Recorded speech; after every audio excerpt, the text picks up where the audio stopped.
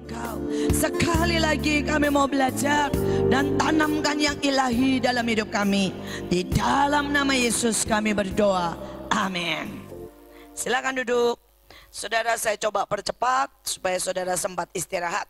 Saudara, kita akan teruskan sebagai spirit of leadership, saudara ya, dasar dan fondasinya. Saudara, yang pertama adalah visi dan misi. Ya, Ulangan 31 ayat 7 dan 8.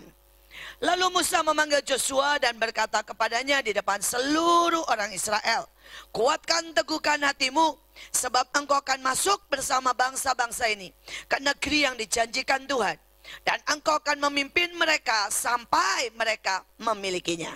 Saudara, dalam hidup kita, semua kita harus punya visi dan misi. Ya, kalau saudara itu tidak punya misi dan visi pribadi, tidak punya visi dan misi untuk anak-anak saudara dan keluarga saudara, bahkan nggak punya visi dan misi untuk keluarga besar gerejamu, bahkan untuk Indonesia, itu persoalan. Alkitab berkata, tanpa visi liarlah rakyat. Saudara, orang-orang di luar negeri itu mereka sudah punya visi dan misi sejak mereka kecil. Ini contoh nih saudara, Beckham itu menentukan dirinya jadi pemain bola sejak dia umur 6 tahun. Saudara, orang tuanya pengusaha, tapi dia berkata, saya mau jadi seorang pemain bola. Dan jadi. Saudara, Michael Jordan, saudara, dia menentukan dirinya sendiri sebagai dia akan main di basket. Itu sudah umur saudara 4 tahun. Maradona, saudara, belum lagi saya sebut semuanya. Nah, banyak kita tidak terbiasa untuk punya visi dan misi. Dan itu membuat hidup kita tidak pernah punya sasaran. Ya. Saudara, hari ini kalau saya tanya gerejamu mau kemana? Saudara, dan kita bilang nggak tahu. Saudara, nah itu persoalan. Ya, kalau orang masuk ke tempat kami, ya, saya selalu bilang, kita akan melayani orang miskin. Kita akan lakukan yang orang lain tidak mau lakukan. Kita akan melakukan yang impossible. Karena buat kita impossible is nothing. Dan tujuan akhir cuma satu. Seluruh Indonesia dimenangkan. Saudara, kita tahu bahwa kita tidak sedang mencari duit. Kita tidak sedang menjadi kaya. Kita tidak mengejar, saudara ya, apapun yang namanya nama. Itu sudah jadi visi dan misi. Kalau saudara lihat di Manaim itu lucu banget. Anak-anak umur 3-4 tahun. Saya pernah menghadiri ulang tahun anak TK umur 4 tahun. Dan kemudian mamanya bilang, Bu, suruh tolong doain anak saya. Saya nanya nih ke anak umur 4 tahun. Saya bilang gini, kamu mau apa? Dia lihat saya, enggak tahulah apa yang dia pikirkan. Mungkin dia bilang ini ujian kali, supaya jawabannya benar. Sudah tahu, dia langsung teriak, lawatan. Katanya, ya. Saya nggak tahu dia tulus atau tidak. Mungkin buat dia itu ujian. Karena saya yang bertanya harus menjawab yang benar. Kalau enggak masalah. Ya. Tapi saudara bisa bayangin nggak? Anak umur 4 tahun. Ya, ditanya, dia jawab lawatan. Berarti visi dan misi. Dari atas sampai ke bawah. Sudah kena. Walaupun itu mungkin belum dia sadari. Ya, sudah bisa ngerti ya maksud saya ya. Saudara, itu anak-anak kami umur 5-6 tahun ya. Saudara, kalau kita pergi jalan, naik bus gitu ya, rekreasi. Gurunya langsung gini, ingat ya, mereka langsung tahu. Mereka semua megang jendela dan bilang gini, selamatkan, selamatkan Indonesia. Tuhan selamatkan, selamatkan. Saudara, itu sudah jadi visi. Nah, saya berdoa supaya saudara tanya dengan Tuhan. Dan sekali lagi, kalau saudara hidup ini mau berhasil, sekali lagi, saya tidak ngomong yang muluk, saya tidak ngomong yang besar. Saya ngomong dasar. Hidupmu sudah harus jelas visi dan misinya.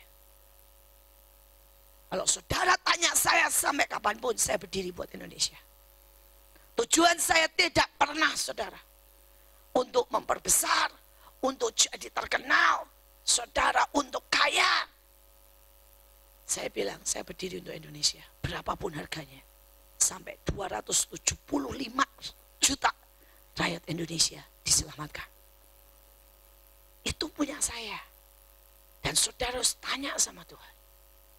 Ya, tanya sama Tuhan. Dan setiap anak-anakmu harus sudah tahu. Itu visi dan misi menggerakkan everything dalam hidupmu. Saudara ya. Saudara, contoh nih. Waktu itu Joshua masih saudara sangat muda. Dan kemudian dia punya banyak lah teman-teman yang dia suka. Saudara, ada yang cantik, ada yang lembut, ada yang begini, ada yang begini. Terus kemudian dia ngobrol sama saya, dia bilang begini.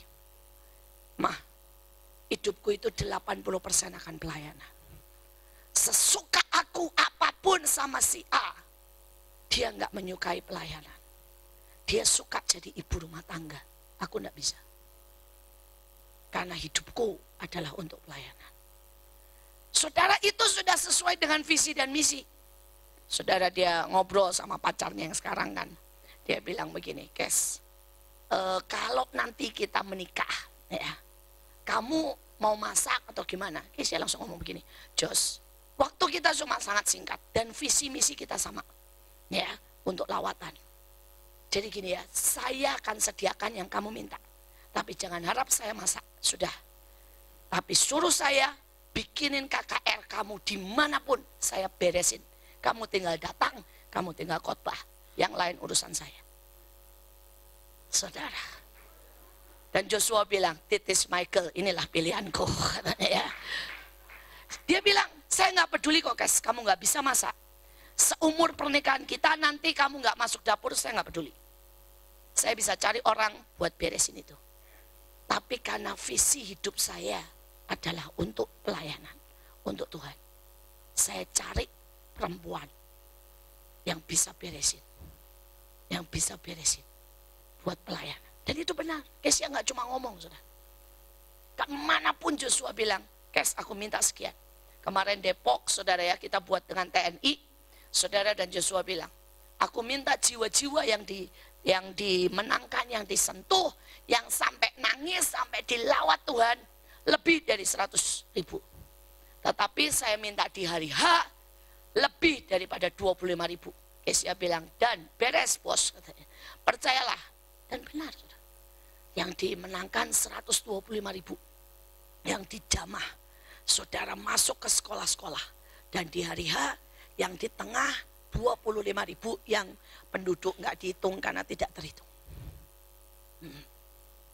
Saudara, mereka tahu visinya. Ya. Mereka sekolah ke mana, mereka bergerak kemana, mereka tahu visinya. Tadi kan saya cerita mereka mau bangun rumah. Terus kemudian mereka kemarin ngobrol di depan saya gini. Rasanya di bawah rumah kita harus plong, kata Joshua. Karena rumah kita akan jadi camp, base camp buat nampung anak, buat tidur di situ, buat latihan, buat doa. Jadi saudara dia bilang, rumah kamar semua di atas, yang di rumah bawah biarin gede. Supaya mereka bisa bebas tidur di situ. Saudara, ini hal kecil. Tapi semua arah hidupnya sudah bertuju pada visi. Saudara bisa ngerti? Ya. Sekali lagi bukan nggak diatur. Diatur, dimanage. Sesuai dengan visimu. Sesuai dengan visimu. Tadi saya share harus dengan Bapak Gembala. Gereja ini akan jadi besar dan saya percaya itu. Karena itu saya bilang siapkan ya buat catering. Sampai sekali masak 5.000 itu kecil. Supaya saudara bisa bikin acara besar. Betul kan? Saudara, saya bilang siapkan. Harus ada orang-orang yang punya visi gini. Saya kan punya angkutan bus, mobil rental seluruh Baligi. Jadi berapapun orang yang mau didatangkan, kita siap handle. Saudara, yang satu harus berkata, saya harus punya tim pujian penyembahan yang paling keren seluruh Baligi buat Tuhan. Jadi setiap kali Benny Hinn mau datang, yang nyanyi aja suaranya sudah keren. Yo, itu visi. Tapi kalau saudara ini punya suara keren, tapi ditanya visimu apa? Ya nggak apa-apa lah, pokoknya nyanyi di kamar mandi, gitu ya. Ya nggak akan sampai. Bisa ngerti maksud saya? Saudara tidak akan sampai karena saudara tidak pernah lihat visi itu. Kenapa Tuhan bawa Abraham dan Tuhan bilang lihat itu bintang. supaya Abraham tahu itu visinya. Dia akan punya keturunan. Dia akan jadi bapak dari sekian juta miliar manusia. Saudara, kita teruskan yang kedua. Ya. Saudara, yang kedua adalah menjadi teladan. 1 Timotius 4 ayat 12. Jadilah teladan bagi orang-orang percaya dalam perkataan, tingkah laku, perilaku, kasih, kesetiaan, kekudusan, kemurnian. Saudara, orang biar bagaimanapun lihat.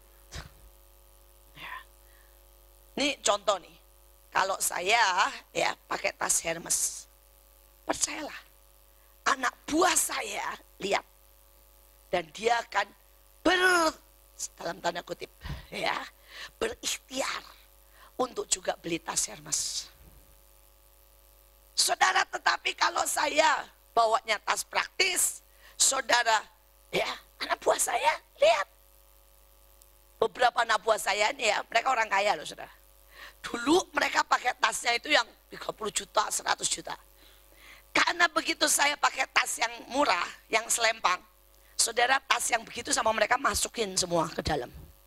Cuma keluar kalau pesta. Tapi kalau bersama saya nggak ada yang berani keluar tas itu. Semua tas cangklong jalan, saudara. Loh, why? Teladan. Teladan.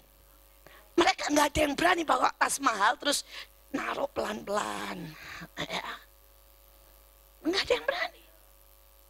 Wah, teladan, saya nggak usah ngomong.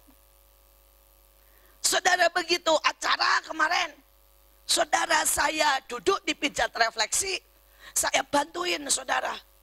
Gak ada yang ngomong AB.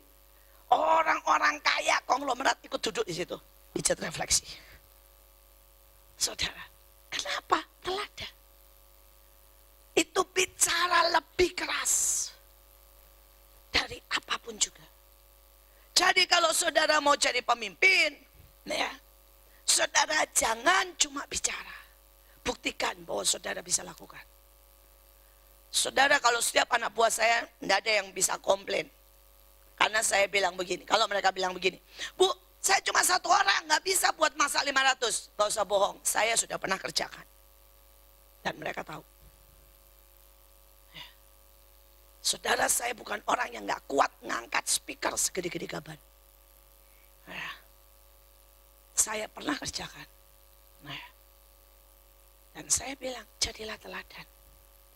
Jangan pernah jadi pemimpin ya. Taruh sebuah tugas, beban yang engkau sendiri gak bisa lakukan. Nah, kalau kita mau lakukan dan kasih sesuatu yang kau tahu, saya bisa lakukan. Dan kalau bisa, saya pernah lakukan. Nah, maka itu akan berbeda. Itu akan berbeda. Kenapa buat catering itu gampang kalau saya? Saudara, ibu saya itu dulu catering. Dan saya itu mulai dari 6 tahun. Sudah ngerajang bawang, sudah di dapur, saudara. Karena itu saya sangat gampang untuk menguasai catering. Karena apa? Karena saya lihat bagaimana ayah dan bagaimana ibu saya. Nah, dan saya berdoa supaya kita semua melakukan. Jadi teladan. Jadi teladan. Suami saya seorang CEO buat sebuah pabrik dengan 6.000 anak buah. Saudara, dan semua anak buahnya tidak ada yang berani komplain sama dia. Kenapa? Salah satu kerjaan dia adalah dia akan kelilingi. Dan tidak tentu harinya, dia akan besuk di setiap titik. Dan dia kuasai semuanya. Saudara, kalau malam, ya, pas dia bangun nih malam, dia akan telepon anak buahnya. Saudara, karena pabriknya itu 24 jam. Dan kalau dia berdering 5 kali, nggak ada yang ngangkat, mereka kena SP. Karena berarti mereka tidak ada di tempat atau mereka ketiduran. Saudara dan anak buahnya tahu. Suami saya orang yang seperti itu. Kenapa? Di pabrik nih saudara ya. Ada, jadi dia pabrik keramik dan kaca.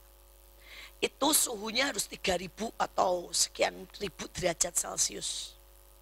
Begitu itu suhu turun 2 derajat aja saudara. Itu kaca pecah. lumernya tidak sempurna. Masih ada partikel-partikel yang nggak bisa saudara membuat dia lumer sempurna. Saudara itu kalau dia di rumah ya, begitu ditelepon, Pak, suhu kurang 2 derajat. Mau jam 1 pagi, mau jam 2 pagi. Dia langsung pakai baju, dia pergi. Semua anak buahnya tahu. Saudara, kalau ada masalah di pabrik, suami saya nggak pulang. Suami saya pernah nggak pulang seminggu. Tidur di pabrik, saudara beresin semuanya. Semua anak buahnya tahu.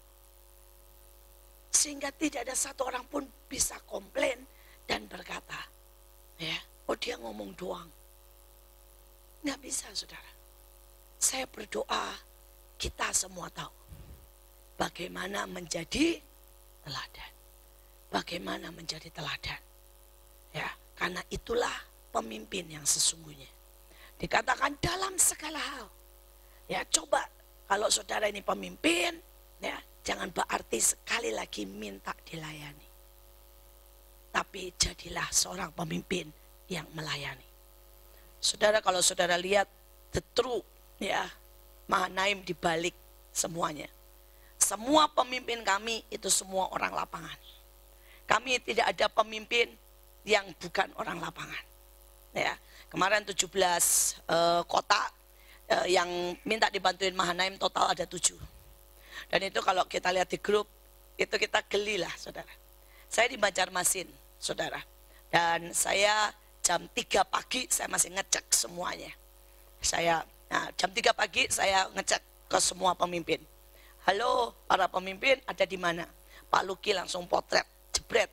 Dia lagi ada di lapangan di Depok jam 2 pagi lagi nahan hujan. Saya bilang, Luk, Pak Luki adalah orang nomor 2 Mahanaim. Saya bilang, Luk, ini jam 2 pagi. Di tempat saya Banjarmasin jam 3. Pulang, Luk. Dia bilang, enggak lah, Bu. Saya masih belum merasa serak. Anak buah saya suruh pulang, Bu. Tapi saya akan tahan di sini. Itu. Saudara, saya lain ke Bunita. Saudara kan saya jam 3, di Bunita itu jam 4 pagi, saudara.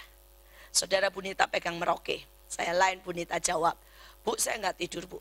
Saya masih rasa belum dimenangkan. Saya mau perang. Saudara jam 4 pagi, nggak tidur sama sekali.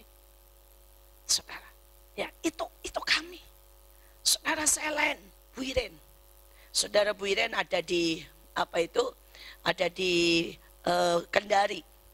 Saya bilang, Ren, gimana di sana? Kami sudah mulai nyembah, Bu. Ya. Dia bilang, tadi saya tidur dari jam 12 sampai jam 3. Jam 3 kami sudah mulai nyembah. Kami orang lapangan. Dia potret jebret. Lagi ada di panggung jam 3 pagi. Saudara nyembah. Itu kami. Saudara Joshua sudah bilang ini, jebret. Dia ada di Depok. Dia bilang, saya sudah siap-siap mah. Semua tim saya sudah bangun. Dan tim kami sudah nyembah. Saudara Stephen bilang, kami tidur di Aston. Saudara, saya nanya, Aston itu di mana? Di Manokwari? Bukan, mah, alas beton. Kita kasih nama Aston. Nah, dia potret, saudara. Ya, jadi di lapangan ada beton. Mereka tidur di situ. Dia bilang, nanggung mah pulang. Tidur di sini aja lah. Ya, terus cuci muka kita mulai. Karena kita mesti ngatur flow-nya dan sebagainya. Saudara, sejujurnya itu enggak aneh kalau di kami. Ya, kami bukan orang. Saudara, saya selesai ngecek semua, saya ke lapangan. Saudara, itu pagi di lapangan, jam 4 pagi, belum ada siapapun. Ibu Nike sedang begini di lapangan. Sendirian. Saya muncul, saya ketawa. Nik, lu ngapain? Mulai gerimis, Bu, saya takut. Mendingan saya begini terus di lapangan supaya nahan hujan. Sampai TNI-nya ngomong begini, saudara. TNI-nya, Bu, kita yang TNI aja takut. Di lapangan sendiri, Bu. Karena ini sekitarnya ini hutan. Dan sering ada penampakan. Terus dia bilang, saya bingung sama orang-orang ibu. Itu lebih daripada TNI. Mereka perempuan di tengah hutan. Saudara, kami terlatih. Dan itulah pemimpin. Di Mahanaim gak ada, saudara ya. Yang kalau acara seperti itu terus ditanya, tolong Japri kedudukan di mana? Maaf, belum bangun. Nggak ada, saudara. Kota lain mungkin, kami nggak ada, saudara. Kami nggak ada, saudara. Kami akan semua ada di baris paling depan. Kami akan bangun paling pagi. Kami akan tidur paling malam. Nah ya, kami akan kerjakan paling berat. Saudara. Kemarin laporan kan, dia bilang gini, Bu, Stephen itu ya, nah saya itu di Manokwari, tiap pagi kerjanya bangunin tuh. Katanya ya, generasi muda. Tuh kalau yang bangunin bukan Stephen, semua cuma alarm bunyi mah bunyi, mereka tetap molor katanya ya. Tapi kalau udah Stephen bangun, terus ngomong, datangin satu-satu. Dan kemudian begitu dengar suara Stephen, mereka sungkan, loncat. Sudah maksud saya, sudah ngerti? Stephen itu anak saya. Generasi seumurnya harus lihat dia bangun, baru mereka bangun. Kita tahu semua capek, tidur cuma 2 jam, tidur di alas beton. Tapi mereka nggak kuat bangun. Tapi begitu melihat pemimpinnya bangun, semua bangun kok. Karena teladan, bicara lebih keras. Dan saya berdoa, gak perlu marah. Tapi jadilah teladan. Amin. Jadilah teladan. Saudara yang ketiga, saudara kita harus belajar membangun kekuatan dan membereskan dosa. Tapi Daud menguatkan dirinya di dalam Allah Tuhannya. Daud membuat dirinya kuat di dalam Tuhannya. Kemudian Daud mencari dan bertanya kepada Tuhan. Saudara, kita jadi pemimpin jangan berharap tidak ada masalah. Jangan berharap tidak ada tantangan. Jangan berharap saudara semua akan semakin baik, semakin lancar, semakin oke. Percayalah saudara, kalau kita mau yang semakin besar, harganya semakin mahal, tantangannya semakin mengerikan. Mimpi, kalau saudara pengen yang besar, tapi saudara tidak berani meletakkan, semakin mahal. Mimpi ya saudara. Kalau saudara mau yang besar, dan saudara berpikir tantangan semakin kecil, bilang sama-sama apa? Mimpi. Mimpi. Saudara, karena itu saudara harus berkata gini, ke depan saya akan menghadapi 7 kali lipat. Kalau saudara pengen naik 7 kali lipat. Dan saudara harus paksa dirimu kuat 7 kali lipat. Saudara, engkau harus berkata, saya harus memperkuat diriku dengan hubungan kita dengan Tuhan harus lebih intim. Kita harus memperkuat dengan apa? Baca firman, cari saudara hadirat Tuhan. Saudara, kita harus menjadi kuat dengan apa? Bangun pasukanmu. Makin besar kau tidak mungkin single fighter, betul kan? Saudara, hari ini kalau saudara tanya nih detail tentang sekolah, saya tahu enggak? Enggak. Tapi saya punya pasukan guru-guru yang dipimpin sama Bu Iren, sekretaris saya. Yang dia tahu detail sampai gaji setiap guru. Saya udah enggak tahu. Sudah terlalu besar. Saudara, saya sudah enggak tahu yang namanya saudara kondisi rumah singgah. Sudah ada 1000 rumah singgah. Saudara, saya sudah enggak tahu di mana aja, enggak tahu saudara. Tapi Bu Nita, dia tahu. Saudara, saya sudah tidak tahu anak-anak rock. Karena saudara rock, anak muda sendiri 6.000 orang. Saudara, saya enggak tahu siapa yang kaya, yang miskin, siapa yang bisa makan, siapa yang enggak. Tapi Joshua punya catering khusus untuk semua anak rock yang tidak bisa makan. Dan dia punya catering khusus. Saudara, why? Rock sudah urusan dia, bukan urusan saya. Untuk saya jadi kuat seperti ini, saya punya pasukan, saya punya layer demi layer. Tadi saya bilang sama Bapak, buat bikin grup band itu gampang. tinggal taruh di sini, tempel. Di sini pendaftaran drum, di sini pendaftaran gitar, di sini pendaftaran keyboard. Semua yang sudah pernah les, semua yang bisa daftar. Kita kumpul bersama latihan. Dari semua latihan dilihat, kumpulin beberapa, jadiin band. Setiap minggu muncul gantian. Saudara perkuat imannya. Kasih pengertian tentang worship. Kasih kesempatan. Percayalah, 1 tahun jadi semuanya. Itu adalah bagian dari memperkuat. Bisa mengerti? Tapi kalau saudara nggak pernah memperkuat, ya nggak pernah jadi. Saudara, sekarang penari kami itu 1000 jumlahnya. Ya. Dan banyak orang tidak bisa mengerti dan bilang gini, kenapa sih tariannya mesti laki perempuan, mesti yang begini, mesti akrobatik. Ya kalau enggak, kita nggak bisa tembusin TNI. Kita nggak bisa tembusin sampai ke DPRD, sampai presiden. Saudara, kita itu kalau nari, ya kita tembus dari yang paling atas, nari di Natalan presiden, sampai saudara ya, ke bangsa-bangsa. Kemarin pada waktu kita nari semua, TNI aja bilang, wow, kalian kalau nari mantap ya. Levelnya bukan level abal-abal ya.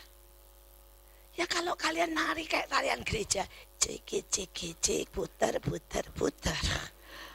Ya maaf, di gereja bagus, tapi saudara tidak akan pernah bisa tembusi luar. Tujuan kita adalah menembusi semua lini. Semua lini. Kita duduki semua kota. Saudara mulai dari, saudara ya, mau apa? Mau yang model muter-muter sampai jungkir balik, kita ada. Model yang akrobatik kita ada. Saudara, kita mau dilempar ke sana bisa. Kita mau model dance, tango, apapun kita tahu. Saudara nggak bisa. Saudara bilang ini, yuk kita mau tembusi, ditanya. Ikut perlombaan, ditanya. Tango tahu? Enggak. Lah itu apa? Dosa. Saudara, kita nggak tembusi. Dosa dan tidak dosa, itu soal di sini. Dan saudara, kalau yang nggak tahu nari, itu pasti omongannya jelek. Karena mereka bilang begini, itu kan tarian mesra banget. Percayalah saudara, kalau nari nggak bisa mesra, nggak bisa mesum. Itu ngitung ritmenya. Belum kalau diangkat, itu yang laki maupun yang perempuan sakit. Karena kalau ngangkat, yang laki pasti nahan beban. Yang perempuan, kalau tidak mengeraskan badannya, saudara nggak bisa. Dan saudara itu posisi berdiri, posisi di, apalagi kalau diputar perempuannya, itu kalau nggak biasa saudara, sakitnya itu sebulan saudara. Semua otot narik. Tapi yang nggak biasa tarian akan teriak, ih mesra banget, ngawur. Nggak ada bisa mesranya, sakit semua bu.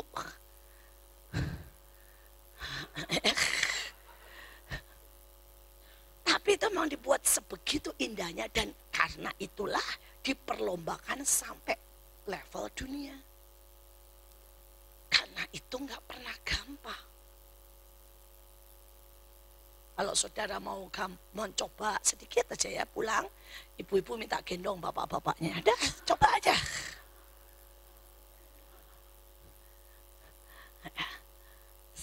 Nah, sekali lagi saya bilang perkuat.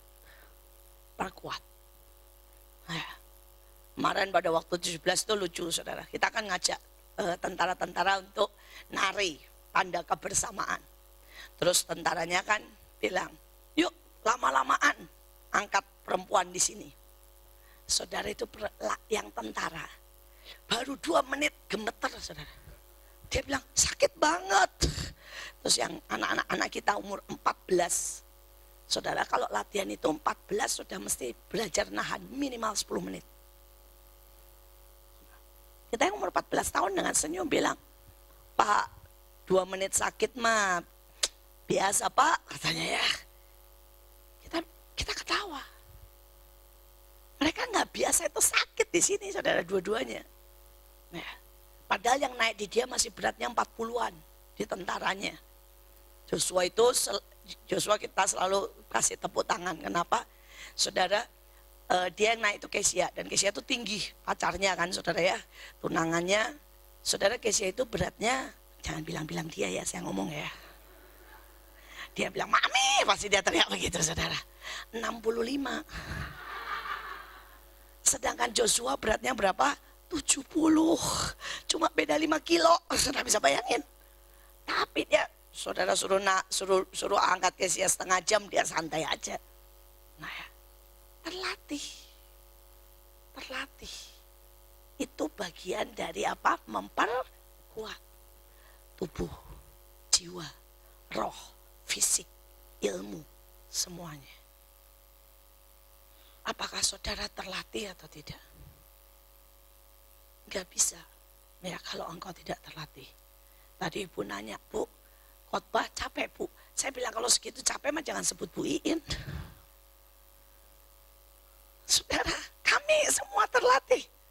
Saudara, kami khotbah, maaf ya, saya berdiri 8 jam itu gak masalah buat saya. Saudara yang kasihan, saudara ya. Ya. Terlatih, kami kan semua doa 24 jam. Ya, kami terlatih. Jadi saya berdoa sekali lagi. Ya, saudara sudah ketemu Ibu Deborah kan? Nah, itu Ibu Deborah itu bisa doa dan bisa khotbah, tidak tidur sama sekali 2 kali 24 jam. Jadi lain kali coba ikut doa perang sama beliau. Ya, terlatih.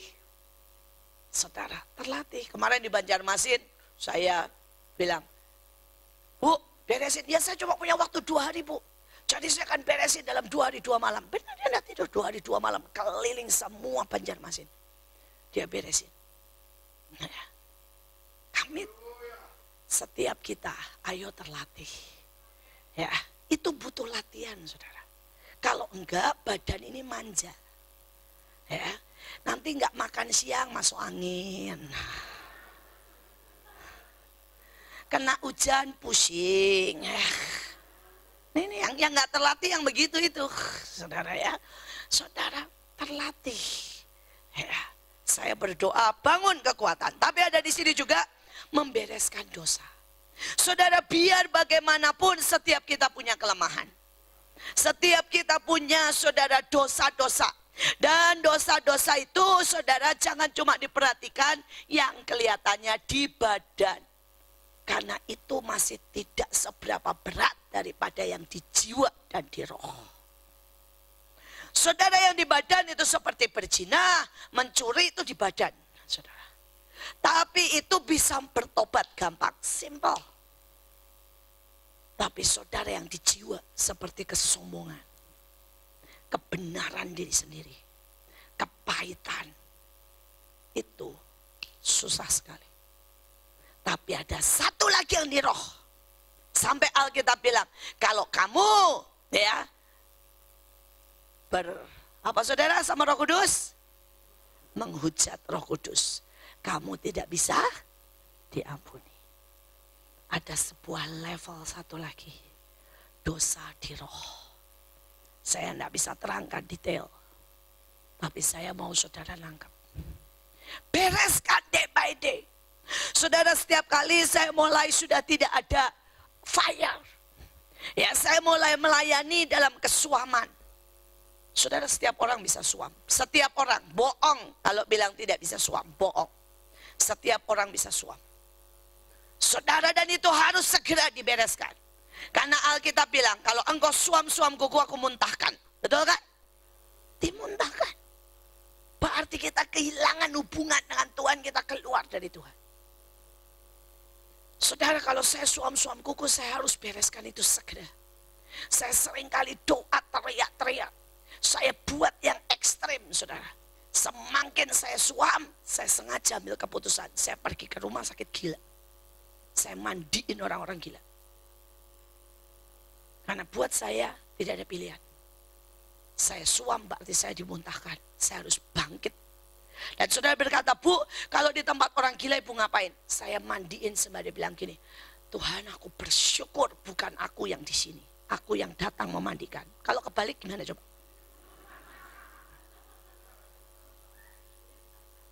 Saya bilang ke diri saya sendiri, bersyukur loh, bersyukur. Bukan kamu yang di dalam. Saudara, kalau saya lagi tahu, saya lagi suam, saya naik ke atas. Saya naik ke atas atap. Saya termasuk orang yang suka naik di atas atap, saudara ya. Dan saya nangis, teriak deklarasi di atas atap. Saya bilang, Tuhan, ini kamu dan aku sendirian. Aku tidak pernah mau turun karena kesalahanku. Ini bukan bicara tentang turun untuk melayani ya. Ini tentang bicara tentang jatuh. Karena kita suam. Karena kita kehilangan kasih yang mula-mula. Karena kita kehilangan kemurnian. Saya berkata, bereskan. Saudara, seorang hamba Tuhan, saya ketemu. Dan dia orang yang punya gereja besar. Dia ngomong begini. Satu kali ya, kamu datang kebaktian dan kamu sudah tidak bisa dengar apa-apa. Ya, itu sudah alarm. Bahwa engkau kehilangan cinta. Engkau biarkan itu 2 kali. Engkau akan memilih untuk tidak datang. Engkau biarkan itu 3 kali. Engkau akan penuh dengan kebenaran diri sendiri. Dan kau biarkan itu 5 kali. Dia bilang, taruhan sama saya. Engkau akan jadi pendeta yang tidak akan masuk surga. Ingat loh, pendeta itu ayatnya banyak loh. Salah satunya Matius 7. Enyah dari hadapanku pembuat kejahatan. Saudara, ayat yang lain yang ngeri-ngeri nih buat pendeta. Biar kita nakutin diri sendiri. Loh, kita tuh perlu menakuti diri sendiri loh. Siapa yang berani negur Bu Iin? Saya tanya, siapa yang berani negur Bu Iin?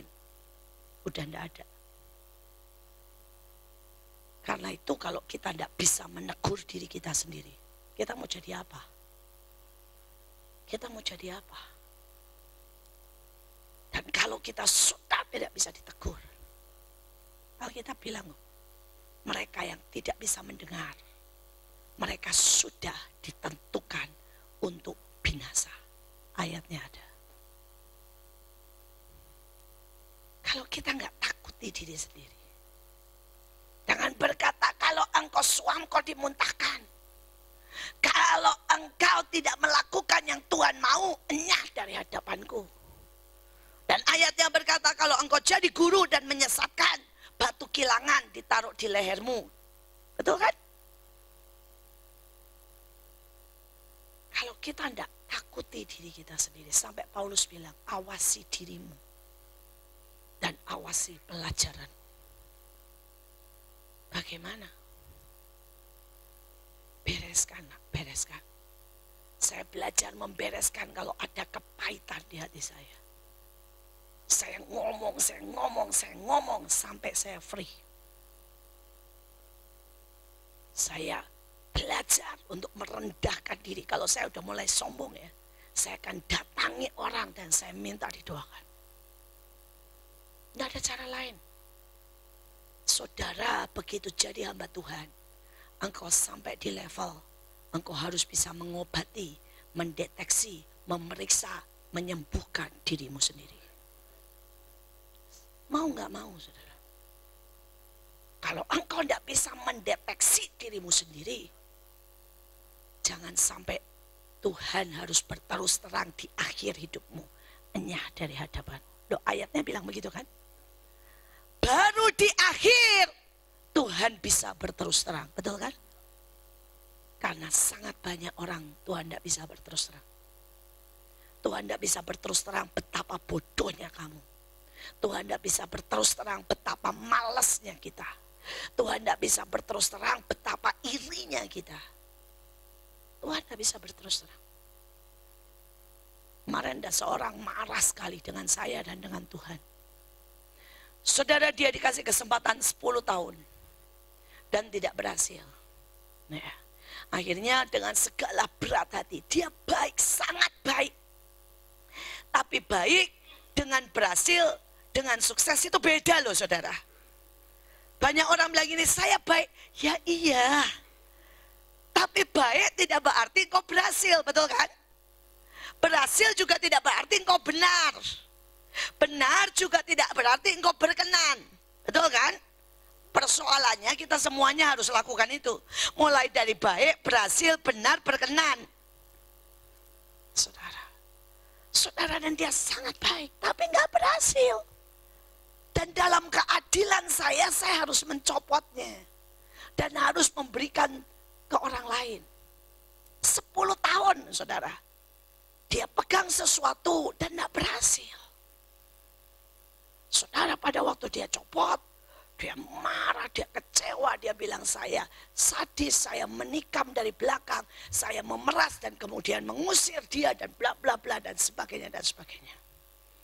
Saudara, dan kemudian saya ngomong sama tim, saya bilang begini, sebuah kenyataan, kalau saudara kerja di sekuler ya, saudara sales, saudara cuma dikasih waktu 3 bulan. Saudara tidak memenuhi target, saudara diusir, betul kan? Sebaik apapun saudara, betul kan? Sekarang kalau 10 tahun, ini kurang baik apa, saudara? Karena dia baik, saya juga baik. Jadi saya kasih 10 tahun, saudara. Tapi kalau saya tidak berterus terang, saya takut Tuhan ujungnya harus dia ditinggal. Karena Tuhan bilang kau tidak mengerjakan bagianmu. Lihat hamba yang punya 1 talenta, 2 talenta, 5 talenta. Yang tidak menjadi 2 kali lipat minimal. Tuhan bilang apa? Ditinggal. Masuk dalam penderitaan, betul kan?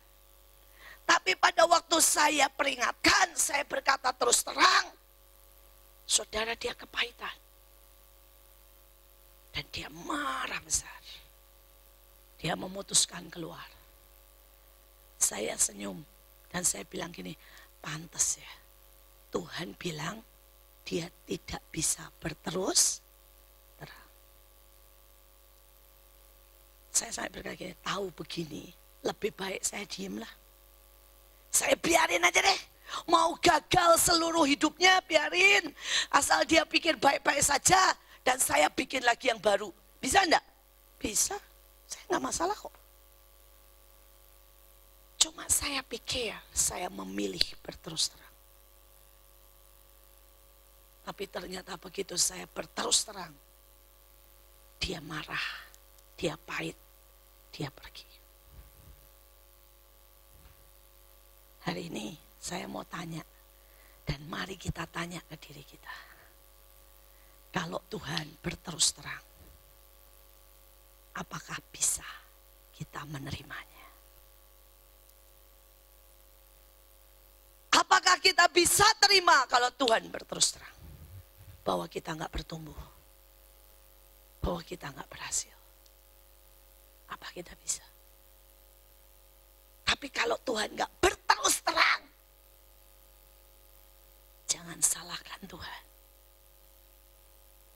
Kalau di ujung kita bahkan kehilangan keselamatan.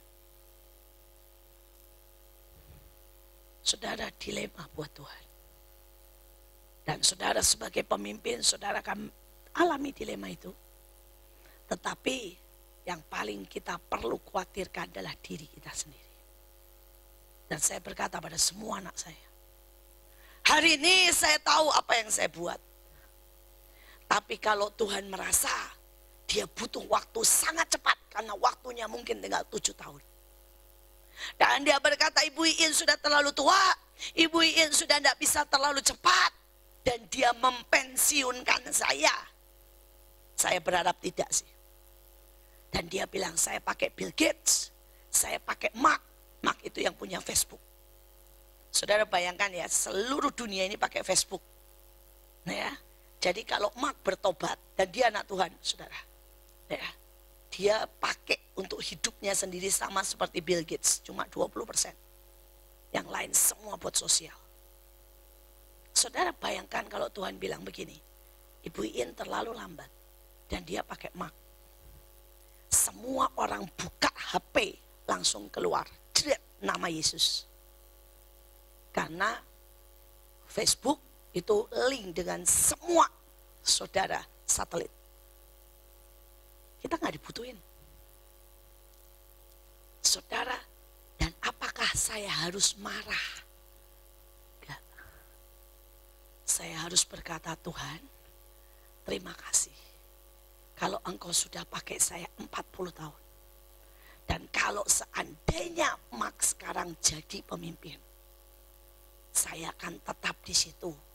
Saya akan push diri saya untuk tetap jadi berkat dengan cara yang saya bisa. Itu pilihan. Itu pilihan. Tapi ada orang yang akan memilih pahit.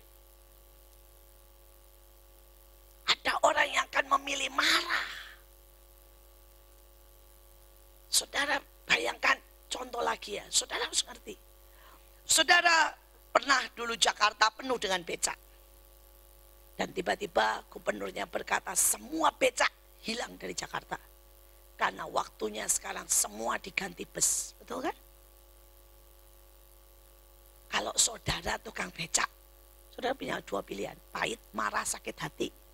Atau saudara belajar nyetir bus. Bisa ngerti maksud saya? Kita akan terus berubah. Kita akan terus menjadi besar. Pelayanan akan terus meningkat. Kalau kita mau tetap jadi tukang becak, ya, dan kita tidak bisa mendidik diri sendiri, tidak bisa membereskan diri sendiri, ya, ini masalah besar. Kita ini sama-sama lah. Saya tahu, saya juga hamba Tuhan, saya pendeta sama-sama. Tapi saya mau bilang, kalau kita sudah tidak bisa baca Alkitab rutin, kalau kita sudah tidak bisa doa nyembah sendirian, kalau kita tidur sudah butuh 5-7 jam dan kita kebanyakan nganggur dan tidak tahu ngerjain apa, ayo bertobat. Sebuah pertanyaan besar. Karena biar bagaimana sudah tidak ada seorang pun yang berani berterus terang buat kita. Kecuali diri kita sendiri menilai seberapa kita. Karena itu Paulus berkata, nilai dirimu sendiri. Supaya jangan kau pikir kau tegak berdiri padahal kau sedang digoyang. Kau berpikir kau berarti padahal kau tidak berarti sama sekali. Saya berdoa saudara mengerti maksud saya membereskan dosa dan kelemahan. Ribuan orang berkata saya enggak berzina. Saya bilang I know. Tapi bukan itu yang paling penting. Ribuan pendeta berkata saya enggak pernah nipu. Saya tahu. Tapi Alkitab enggak hitung itu. Saya berdoa kita mengerti. Saya berdoa ini menjadi dasar seumur hidup kita. Waspadai dirimu sendiri. Waspadai dirimu sendiri. Mari kita teruskan saudara. Saudara kita lihat 4 komunikasi.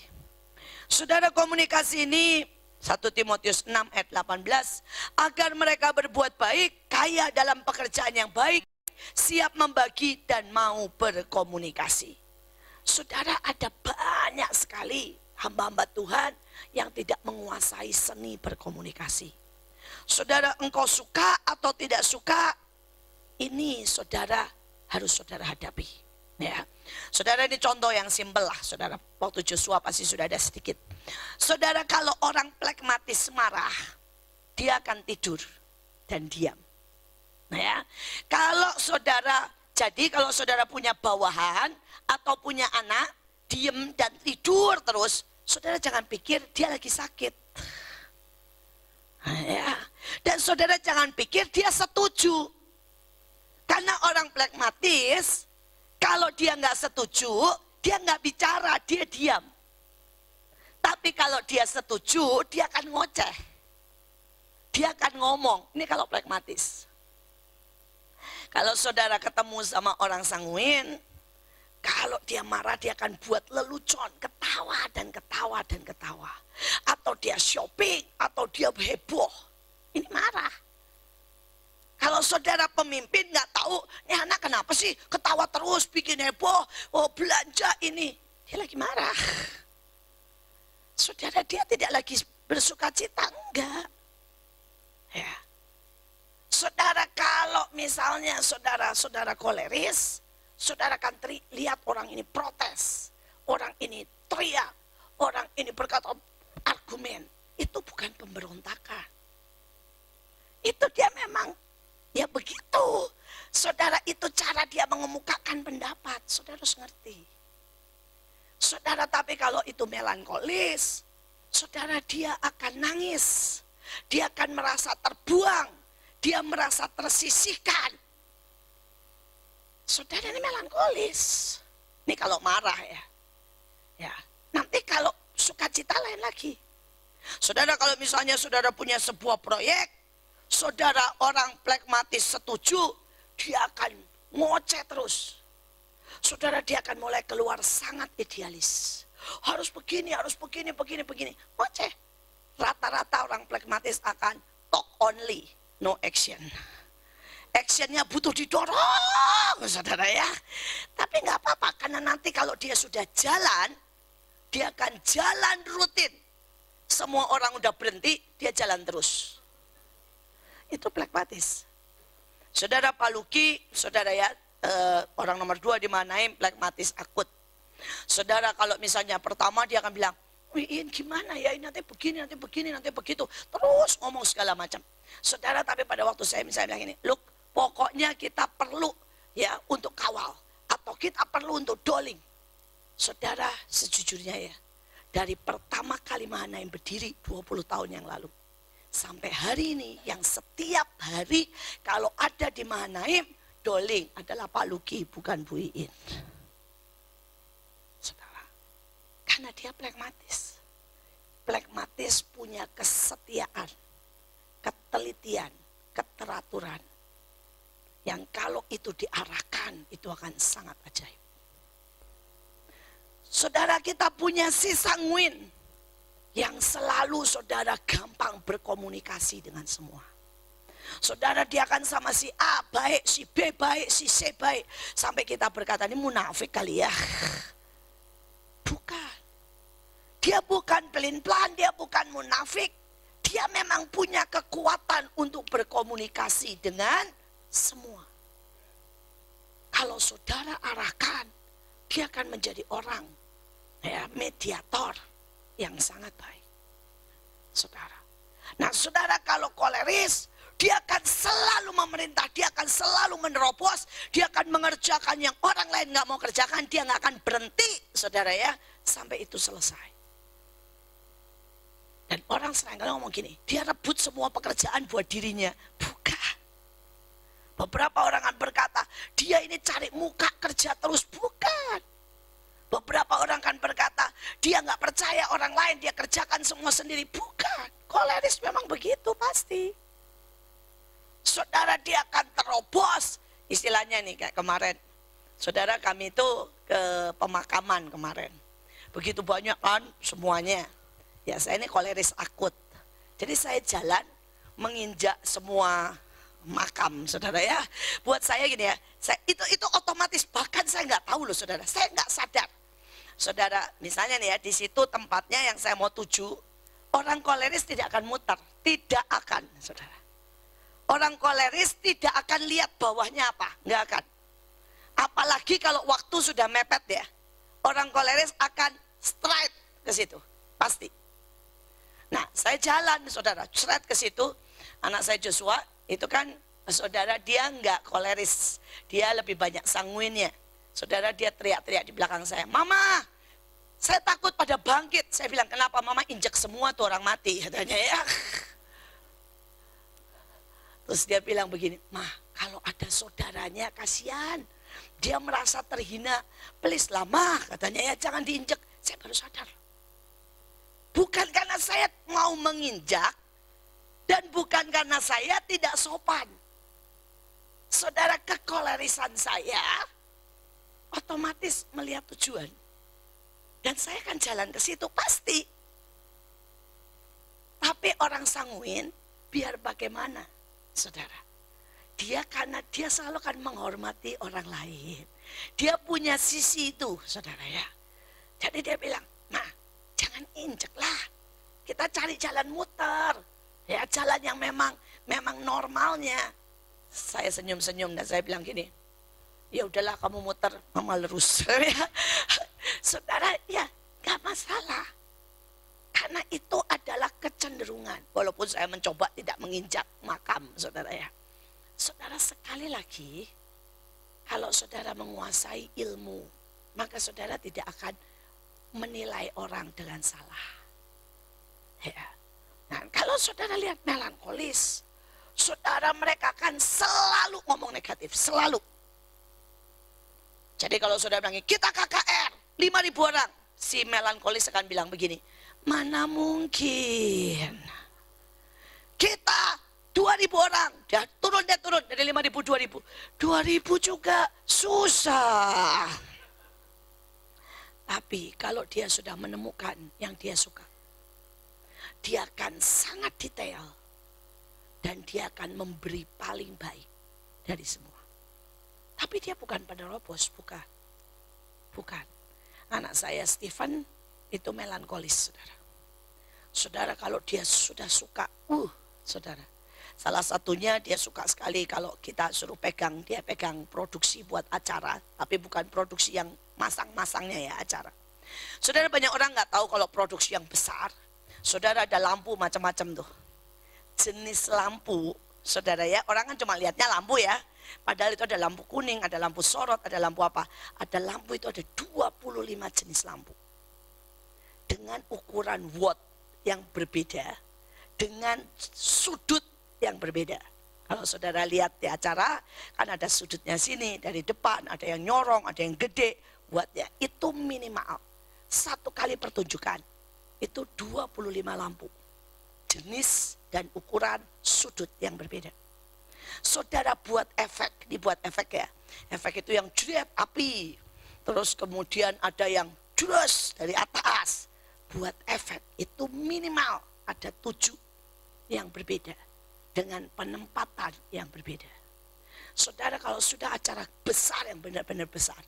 Sejujurnya tidak ada otak. Yang ini 3 yang nyampe. Kecuali si melankolis. Saudara bisa ngerti maksud saya? Saudara nggak ada dari kita yang bisa, otaknya nggak nyampe. Dan kita nggak cukup ingat untuk semua. Stephen akan ingat. Dia bilang, tolong lagu ini, nyalakan ini, sudut sekian, lampu sekian, efek ini, semua dihafal. Kenapa si melankolis? Ya. Saya lihat lampunya aja udah gak bisa bedain. Ini lampu apa udah gak bisa bedain. Si koleris gak bisa bedain. Saudara. Nah kalau kita jadi pemimpin, saudara kenali semuanya. Saudara taruh pada tempatnya. Itu akan menghasilkan keilahian. Karena itulah kepenuhan Tuhan.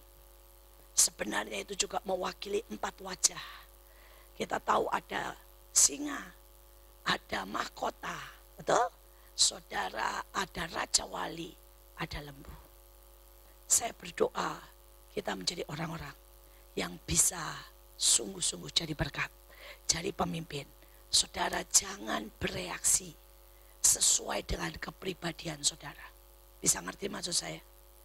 Jadi saudara nggak bisa tuntut si melankolis jadi koleris, nggak bisa, itu nggak bisa berubah saudara. Bisa cuma bergeser sedikit. Tapi gak bisa berubah. Sampai seumur hidupmu. Saudara gak perlu jadi orang lain. Karena Tuhan bisa pakai saudara dengan sangat ajaib. Dengan sangat ajaib. Ya, saya tadi baru cerita di atas terakhir.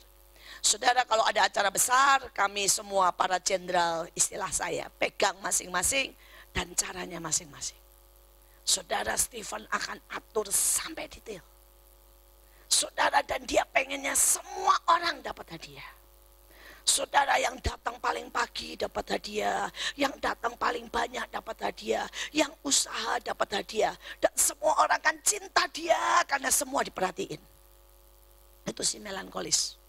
Dan saudara, dia kemarin di Manokwari mendatangkan 35.000 orang. Saudara, sukses.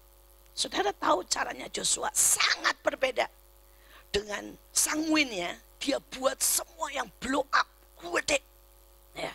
Saudara, dia bombardis, kasih apa? Pinjem tank, Panzer. Semua orang suruh baris di situ, sama dia difoto. Jedit. Dan saudara, dipamerkan. Semua orang bangga. Saudara, mereka nggak dikasih hadiah, cuma hadiahnya apa? Foto. Tapi dengan kesanguinannya, dia bisa bombardis. Dia bilang begini, kalian akan sekali dalam hidupmu baris sama TNI, foto dengan Panzer, kalian bisa pajang di sekolahmu, kalian membuat sejarah. Sudah, mereka puas. Pulang tanpa hadiah. Mereka puas pulang dengan apa? Pembuat sejarah. Dan dia datangkan 40.000 lebih. Saudara. Dan mereka tidak ada yang ngeluh, bahagia sekali pulang.